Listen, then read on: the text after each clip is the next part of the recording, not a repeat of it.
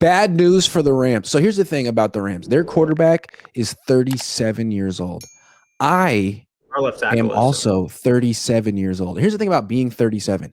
Things just hurt sometimes and you don't know why or how to fix them. For me, it is my back. It feels great right now. Sometimes I wake up and it feels awful. And it's like sciatica. It feels like there's a nerve being pinched and it'll linger for 2, 3, 4 weeks sometimes. And I do all the things and I do all the workouts and it's just, it's kind of the side effect of being 37. Yeah. So now he's 37, Matthew Stafford, and guess what? Bad back, bulging disc, and he had epidural something. Doesn't sound great. It sounds like something that could flare up at any freaking time and cost him a month. So here we go, Jimmy G, Rams quarterback. They're going to win the division, right? Jimmy G is going to prove it. He was the guy. So, okay. This kind of it's weird that this is coming out now because do you remember it was a week or two ago where that rumor came about that the Rams are targeting Arch Manning as their quarterback of the future? There's a whole rumor that Sean McVay's obsessed with Arch Manning. That's the guy he wants after Stafford is Arch Manning. And so I don't know if there was anything to that. I don't know if that was just BS or not. But you got to think that if Stafford's having disc issues and they probably have known about it and he's looking at younger quarterbacks, maybe they're just chalking it. They are going to put in Jimmy and Devontae's oh yeah, me and Jimmy are best friends now. It's huh. Doesn't it feel like a CMC situation from last year? I mean, yeah. Stafford pushed so hard for this extension. Why? CMC last year too. And then he gets it and it's by the way, this is totally unrelated. I'm hurt. Remember 2 years ago with Stafford, they thought he was going to retire because of his neck or his back or something like that. His neck and his back. Yeah. And so it's just I don't know, man. I feel like Stafford's he's injured. He's just injury prone.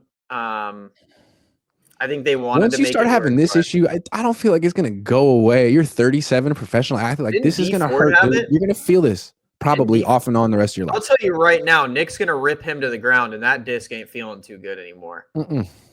That's Look, all I ask for. No, I ask for a lot, but one of the things I ask for is that Jimmy Garoppolo starts a game against the Niners. Because here's the thing: if Jimmy starts and gets whooped, I would be amused. But if Jimmy starts and wins, I would also be amused. So I feel like it's one of these games where it's a win-win for everyone. I wish Jimmy had Baker's attitude where he'd if he won, he'd just get in Kyle's face and just start talking. Yeah, that would be so cool. Baker would do that.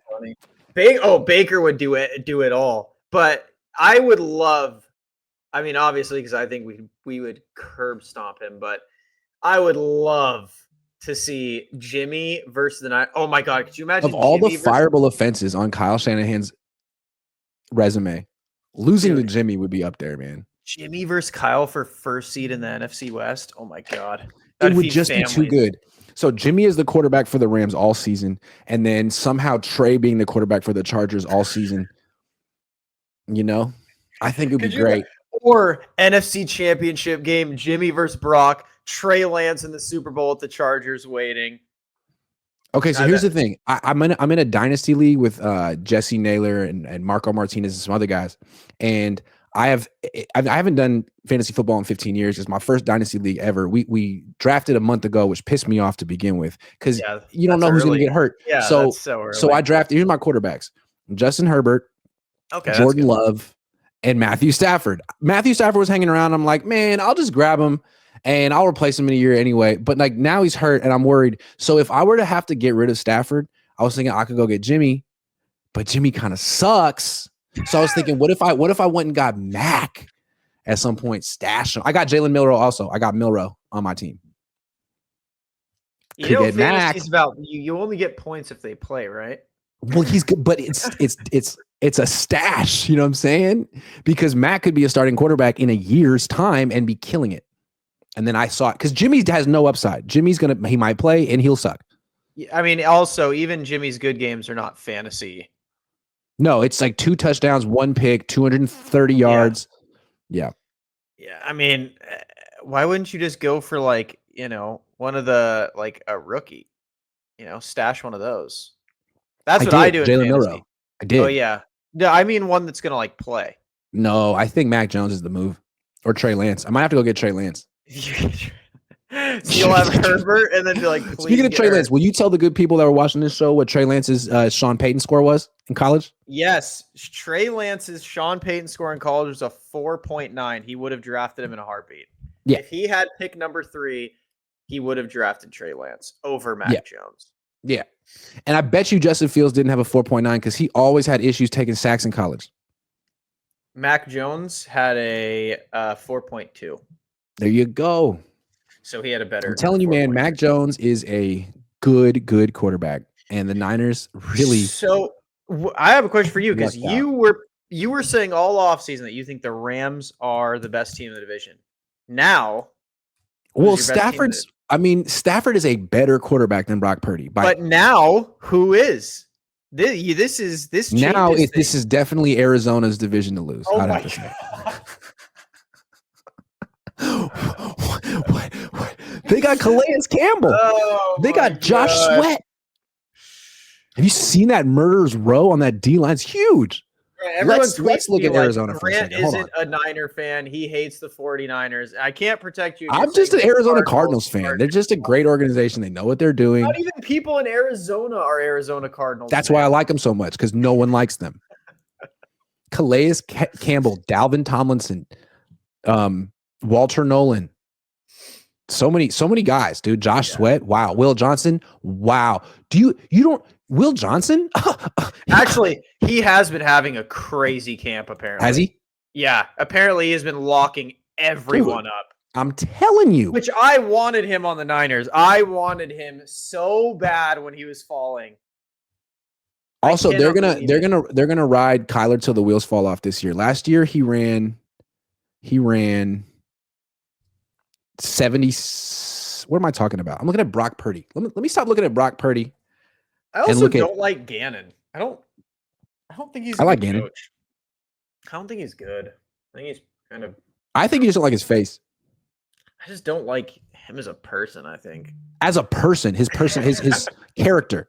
Okay, so last year Kyler Murray ran the ball 78 times for 570 yards. I bet you this year he runs the ball 150 times for 1,000 yards and 10 touchdowns. Who's their backup quarterback if Kyler gets hurt? You know what? It is impressive how durable little Kyler has been. You know, he has got Jacoby Brissett. Oh yeah, they're cooked. Oh yeah, this is so easily Niners division. We're competing against Sam Darnold, Jimmy Garoppolo. Wow, 2 backups, and then Kyler. They'll. I feel like once Mac Jones takes the job, the Niners will take off. But oh my god. I mean, do you think the Niners see Mac Jones? If Brock Purdy loses to Jimmy Garoppolo, it's over.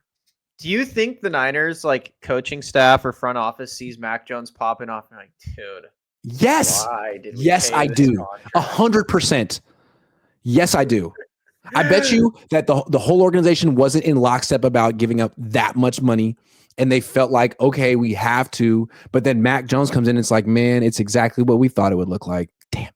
It's exactly what we thought it would look like. Do we really have a gnarly handful of highlights from Brock Purdy's playmaking ability? Because that's what he has on Mac Jones, right? Is he can make plays. The best one was against Seattle when we were up the one that Ayuk dropped. Yeah, so his biggest highlight didn't even count. It was a drop.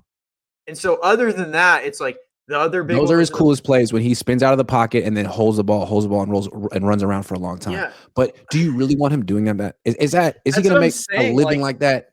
Is the upside really that worth it? Because if you think about it, right? So you got that one, and then you have the Packers one, but that was really a Jawan highlight. That wasn't even it was a Purdy highlight, but it wasn't a Purdy highlight. Yep.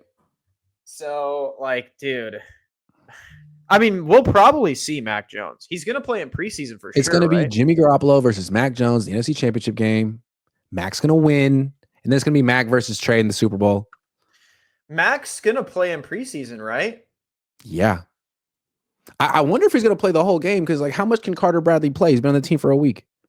I still don't even know who that is. I have never, ever heard of Carter Bradley ever in my life. He was on the Raiders last year. How bad you have to be to have not been able to start on the Raiders last year? So he played at Toledo and South Alabama. Okay. You know how bad you have to be to play quarterback at Toledo and South Alabama and not start on the Raiders last year? He's 213 pounds. That's he was in college for about 17 years. He was in the Raiders last year, and now he's in the Niners. Hashtag justice for Mordecai. There's no reason that guy should. No, I just want to say something that Tanner Mordecai, look, if you're watching, I'm sorry, but he was just not good. He was. I could go through and get his numbers. They were horrendous. So bad. The only guy throwing incomplete. I mean, Brock and Mac don't miss. And then you got Tanner, like YOLO Tanner over here being like, sorry. He kind of stuck out. Do you think Gus Bradley's going to allow his son to get cut when Curtis Rourke goes? Absolutely not. He's going to make the team. No, they shouldn't. He should not make the team. They do not need to keep 3 quarterbacks on their 53-man roster. They have 2 quarterbacks. They have 2 NFL quarterbacks. I'll tell you, if they keep Carter Bradley, that's a fire. That would be the nepotism I would have a problem with. I think they need to make a big trade for Jimmy Garoppolo. Bring him back. Are you kidding? The price tag just went through the roof. And then go one last dance, do a documentary. What if you think they could trade for Trey? I think they would give Trey for pocket lint and a nickel if you really. I think they might want Trey back. Did you hear? I asked Kyle Shanahan if he was impressed, and he said he's rooting for Trey. So happy. Oh, so he does want him back. Oh my gosh! Wait, he's rooting. I haven't heard him say he's rooting for Brock. I haven't heard him say he's rooting for Brock. He even told Brock before contract negotiations, like, listen, you're going to hear them tell you that I said you suck and you're not that good. I just want you to know that I do think you're kind of good. Do you think that Brian Greasy quit because he heard that Tanner Mordecai probably wasn't going to make the team, and he was like, you know what? Easily. That was his. That was his. Yeah. I think Brian Greasy quit because he heard what Brock's getting paid, and then he looked at his paycheck, and he's like, wait, what? This doesn't add up. Do you think Brian Greasy is secretly holding out for more money? Could you imagine? Brian Greasy wanting to suit up. Oh, man. Anyway, that's the show. Tomorrow's, I feel like, a moment of truth for this Nick Bosa thing. If he's there, then I guess it doesn't matter that he missed. It doesn't matter that he missed 4 days. But if he's not, then I need answers. What is going on? Imagine they just don't want to say it. And you're like, Kyle, what's going on? They're like, it's a hamstring. Just like every other person at training camps. Does Nick want more money, Kyle? That's what you should ask. Like, is Nick holding in? You can just tell us. Like, no, it's a calf injury. He said he's not hurt. He doesn't look hurt. He's over there. It's a calf Last time we saw him, he was beating your right tackle for 18 sacks in a day. Seemed like he was sort of angling for something. Maybe Kyle Williams got better, but he went against Colton and got sacks. Maybe he keeps like beating Trent and McKivitz so bad that Kyle's like, Nick, bro, you got to take a break. Like, we need to build these guys' confidence up a little bit. We need them to Which position coach on the Niners do you think is under the most pressure this year? Solid or Kyle? Position coach. I would say the D line coach.